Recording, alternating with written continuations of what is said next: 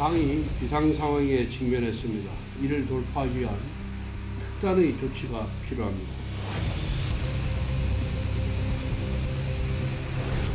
상임정국위원회 소집과 정국위원회 소집 안건을 가결을 시켰습니다. 어쨌든 실무적으로 가능한 선에서 빠른 시간 안에 진행될 수 있도록 하겠습니다.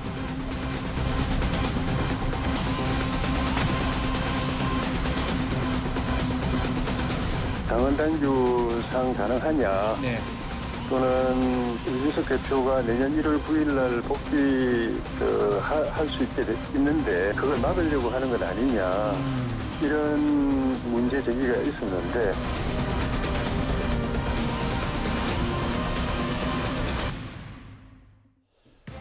예, 드디어 저희가 준비한 2위와 1위가 나왔습니다. 국민의힘 얘기입니다. 어제 국민의힘이 비대위를 출범시키기로 의견을 모은 뒤에 오늘 그 공식 절차를 밟았습니다. 속도전을 시작한 거겠죠. 비대위는 당 정책을 총괄하는 전국위원회의 의견을 거쳐야 하기 때문에 오늘 그 의견을 위해 최고위가 소집이 됐습니다.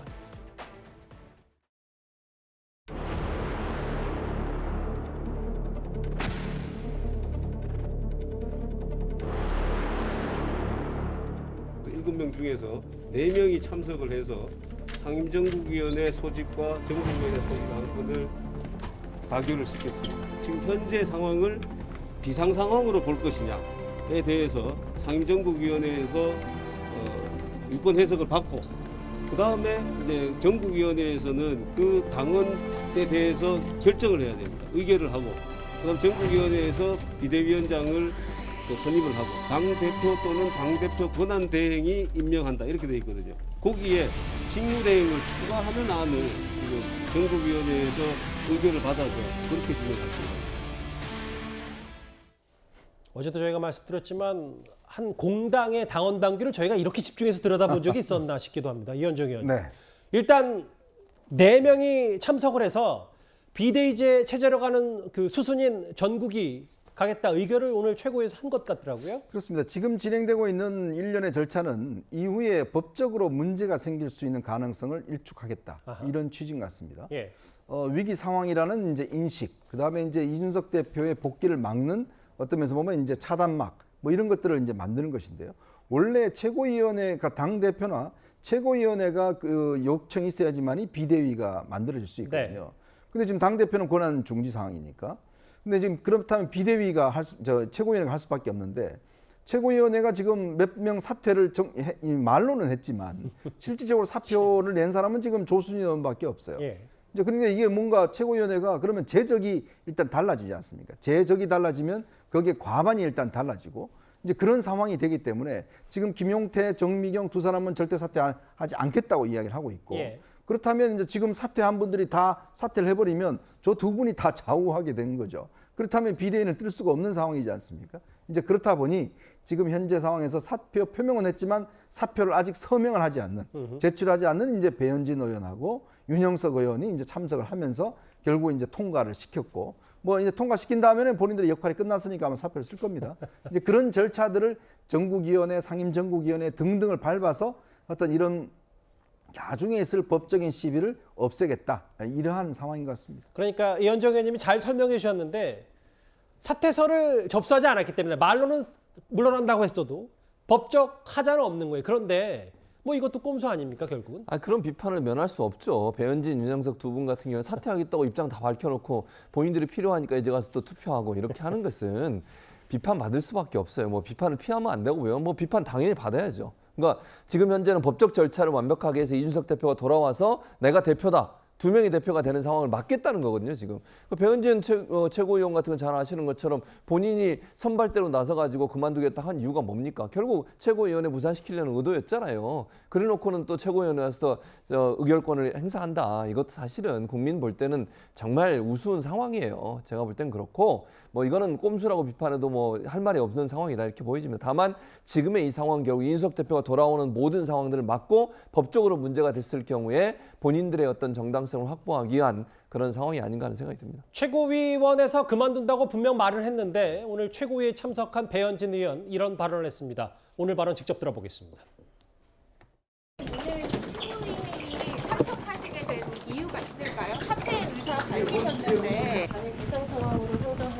이제 당론 채택에 따라서 이를테면 인수인계 시간이 필요하다고 원내대표께서 얘기하셨거든요.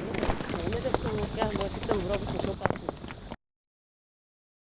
권성동 원내대표에게 물어보라고 했어요. 그 서영주 대변인.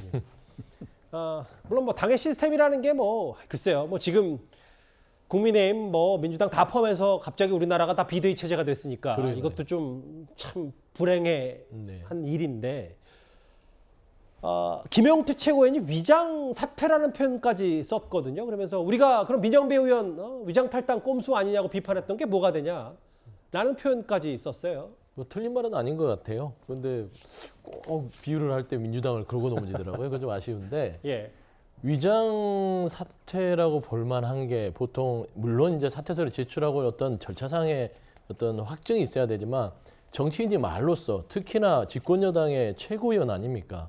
그걸 국민들이 다 알고 사퇴한다고 공언을 했으면 거기에 대해서 사퇴가 된 것이라고 봐야 됨이 맞는데 이준석 대표가 돌아오는 걸 막기 위해서 배현진 최고가 사퇴를 가장 먼저 앞장서서 했던 분이 의결을 하러 들어왔다? 그러면은 저거는 원칙을 어긴 거라고 볼 수 있고요. 저는 앞서 얘기했는데 권선동 원내대표를 보면서 조금 이해가 안 되는 게 있습니다. 지금 보면은 당이 비상 상황에 직면했습니다 하면서 빨리 이걸 비대위로 바꿔야 된다는데 누구 때문에 그렇게 됐죠? 그 얘기가 없어요. 누구 때문에 이 국민의힘 집권당이 비상사태를 맞이했는지 본인일까요? 누굴까요? 비대위로 전환되는 그 과정을 돌이켜보면 권선동 원내대표가 윤석열 대통령과의 문자 메시지가 그러니까 이준석 전 대표를 내부 총질하는 사람을 하고 윤석열 대통령이 그 메시지가 국민들한테 알려지면서 예. 당이 급속도로 내용이 빠졌습니다. 그리고 나서 대통령실에서 한 언론 보도에 있어서는 비대위 체제로 가야 된다. 이런 거거든요. 이런 일련의 과정들이 그러면 배현진 최고가 과연 혼자서 결정했을까요? 저는 틀림없이 뒤에 누군가가 있다. 그렇기 때문에 김용태 최고위원이나 이준석 대표 같은 경우는 상당히 이 자체가 너무 오랫동안 계획됐다. 그러니까 대통령실에서 윤석열 대통령이 본인을 쳐내기 위해서 윤핵관을 동원해서 나를 제거했다라고 생각할 수밖에 없는 상황들이기 때문에 제가 봐서는 이거는 분명히 국민들이 비대위로 출범을 하더라도 저는 이 불씨는 아직 꺼지지 않을 것이다. 그렇게 보고 있기 때문에 저는 국민의힘이 빨리 이 내용을 수습을 해야만 저희도 국정 파트너니까 빨리 만나서 뭐 좀 민생이라든지 논의할 거 여당의 아니에요. 그런 봉합을 어서 빨리 아니, 바라시긴 하는 빨리 거죠? 했었으면 좋겠어요. 예. 저는 솔직히 말하면 예. 너무 빨라요. 지금 100일도 안 됐는데 한 몇 년 간 것 같습니다. 예. 너무 일이 많아서. 그래서 저는 빨리 봉합을 하고 그다음에 권선동 원내대표도 직무대행은 하고 원내대표를 하는 이런 식의 어떤 방식들로는 국민의힘을 정상화시키기는 힘들 거라는 부분들에 있어서는 한번 깊은 고민하셨으면 좋겠다라는 조언까지 좀 드리고 싶습니다. 알겠습니다. 위장 사퇴 쇼다. 김용태 최고위원 뭐 이런 얘기를 했고 이준석 대표도 지금 비판 수위를 높이고 있어요. 최고위원직에 사퇴합니다고 말한 분이 정죽수 부덕하다고 오늘 표결했다. 그들의 탐욕은 계속된다고 했습니다. 배현진 최고위원 딱 겨냥한 이준석 대표인데 근데 이 흐름에 또 홍준표 시장이 또 가만히 있지 않고 본인 SNS에 뭐 짧지 않은 글을 하나 올렸는데 당을 이끌어갈 동력을 상실한 지도부라면 뭐 총사퇴하고 원내대표 다시 뽑고 그러니까 권성동 원내대표 물러나라고 해야 되는데 이렇게 꼼수로 돌파하는 게 안타깝다라고 했어요. 홍준표 시장도 꽤 요즘 목소리를 키우고 있는데 어쨌든 저 내용에 최병무 의원님 동일하십니까? 홍준표 시장이 얘기하는 부분은 전적으로 동의할 수가 있습니다. 지금 무슨 얘기냐면 바로 조금 전에 얘기했듯이 이제 여러 가지 법률적 하자 같은 것들이 있으면 이제 이준석 대표 측이 뭐 가처분 신청이나 뭐 이런 걸 내서 혹시 받아들일지 모른다 하는 걱정을 지금 권성동 원내대표 등 국민의힘 지도부가 하고 있는 것 같아요. 예. 그러니까 최대한 그런 어떤 탈법이나 뭐 위법 뭐 이런 상황을 이제 방지하기 위해서 뭐 상황에 안 맞으면 당원 당규를 바꾸고 뭐가 아직 법률적으로 처리되지 않았으면 뭐 사퇴 의사를 표명한 사람도 불러다가 표결에 참여시키고 뭐 이런 걸 하는 것으로 보이는데 자, 이제 그런 것들이 이제 일반 국민들이나 당원의 입장에서 보면 다 꼼수로 비치겠죠. 그렇겠죠. 그걸 지금 홍준표 대구시장이 얘기하는 거거든요. 아무리 이준석 대표가 미워서 뭔가 조치를 취하고 이준석 대표가 징계 후에 이제 징계 기간이 끝나면 돌아오는 걸 방지하고자 하는 목표가 있다고 할지라도 예. 꼼수에 또 다른 꼼수를 해가면서 그걸 추진하는 과정 이거는 잘못됐다. 그러니까 순리대로 풀어야 된다. 예를 들어서 권성동 원내대표가 당대표 직무대행직만 내려놨거든요. 근데 잘 아시다시피 직무대행은요, 원내대표의 당연직입니다. 네. 그렇죠? 그러니까 원내대표를 안 내려놓으면 직무대행직만 내려놓을 수는 없는 거예요. 그런 걸 홍준표 대구시장이 지목을 했더라고요. 그렇게 되면 그걸 내려놓고 새로운 원내대표를 그럼 뽑아서 그 사람한테 이른바 직무대행 권한을 줘서 이걸 수습하도록 하는 거. 그걸 홍준표 대구시장이 제안을 했던데 저도 오히려 그게 순리다. 이렇게 보는 거죠. 예. 그런 관점에서 본다면 지금 현재 자 길을 쭉 내놓고서 그 길을 가는데 거기 방해되는 것들은 다 뭐 제거하고 또 꼼수를 부리고 뭐 이렇게 하는 것보다는 그냥 일반적으로 국민 눈높이에 맞는 방식으로 홍준표 시장이 최근에 제기했던 것처럼 그 과정을 통해서 가는 것이 오히려 덜 무리한 것 아닌가. 왜냐하면 그것도 무리하긴 무리한 건데 사실 또. 아니 무리한 게 아니죠. 왜냐하면 권성동 원내대표가 원내대표를 그만두고 새 원내대표로 하여금 이 상황을 수습하도록 하는 거는 뭐 당원 당규를 바꿀 필요도 없습니다. 예. 그렇죠? 비상 상황 때문에 비대위를 만들 필요도 없습니다. 뭐 일각에서는 근데 그걸 두고 또 이준석 대표 또 못 돌아가게 하는 얘기도 계속 나오니까. 아니 못 돌아오게 하는 건 나중에 이제 그건 또 상황이고 예. 만약에 지금 이대로 가서 조기 전당대회를 통해서 새 대표를 뽑는다고 할 경우에 내년 1월 초가 되면 이준석 대표는 돌아올 겁니다. 그렇죠? 그렇겠죠? 그러면 그때 가면 당대표가 2명 되는 거 아닌가요? 그 상황은 적어도 정리를 해야 된다. 전 그렇게 봅니다. 일단 뭐 이준석 대표 측은 어제도 저희가 말씀드렸다시피 법적 대응까지도 검토 중이다 이렇게 얘기를 하고 있죠. 그런데 비대위 전원의 반대 뜻을 밝혔던 서병수 전국위 의장은 오늘 권성동 원내대표를 만난 뒤에 좀 입장이 달라졌습니다. 사퇴의 의사를 표시한 최고위원들이 참석한 거에 대해서 좀 말들이 많은데요. 논의된 그대로 그러면 일단은 하시는 건가요? 비대위원장은 어떤 분 모실지에 대해서 좀 구체적으로 나온 게 있었나요?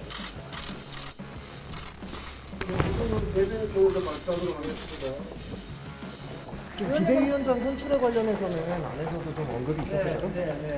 이제 실무적인 일들을 검토를 좀 해야 됩니다. 실무적으로 완벽하게 준비를 해서 그러나 빠른 시간 안에 될 수 있도록 하자. 당원 당규를 해석하는 문제도 있고 또 비대위 체제에 대한 당원 개념도 있고 또 비대위원장도 뽑아야 돼 선출을 해야 되고. 날짜가 확정된 건 아니죠? 아닙니다. 아직까지 확정된 것은 아니고 어쨌든 실무적으로 가능한 선에서 빠른 시간 안에 진행되었습니다. 절차를 저희가 또 한번 준비했는데 오늘 절차 얘기 꽤 많이 하네요. 일단 오늘까지 상황은 최고위 그리고 5일에 전국위가 예정되어 있는데 이 뒤에쯤에 서병수 전국위장, 서병수 의원도 뭔가 그래 이제 비대위는 불가피해 보인다라고 판단한 건지 뭐 이렇게 되면은 여기서 나오는 것처럼 이번 주 안에도 비대위 출범이 가능하다는 얘기까지 나오거든요. 그러니까 지금 이제 서병수 의원은 원래는 이제 이런 비대위 출범에 부정적이었는데 일단 의원총회에서 일단 위기 상황이라는 걸 합의를 했고 비대위 출범에 합의를 했고 그다음에 이제 지금 일단 최고위원들 결의를 했기 때문에 뭐 전국위원장을 맡고 있는 본인 입장에서 보면 이걸 거부할 수 있는 상황이 아닙니다. 예. 이제 그러다 보니까 그걸 이제 일단 수용을 해서 전국위원을 제가 그 5일날 일단 하게 되면 1차적인 절차는 끝나게 되죠. 그 다음에 이제 중요한 문제는 이제 비대위원장을 누구로 할 것이며 비대위를 얼마나 할 것이며 또 이 비대위 권한을 어느 정도 줄 것인지 이게 이제 2라운드로 남아 있는 거예요. 왜냐하면 이게 이제 관리형으로 할 것이냐 혁신형으로 할 것이냐 이런 논쟁이 있을 수 있습니다. 지금 관리형으로 그냥 한 몇 달 정도만 하고 바로 이 전당대회를 열어서 새로운 어떤 당대표를 뽑아야 한다는 주장과 그렇지 않고 지금의 여당 상황을 좀 뭔가 개혁을 해야 된다.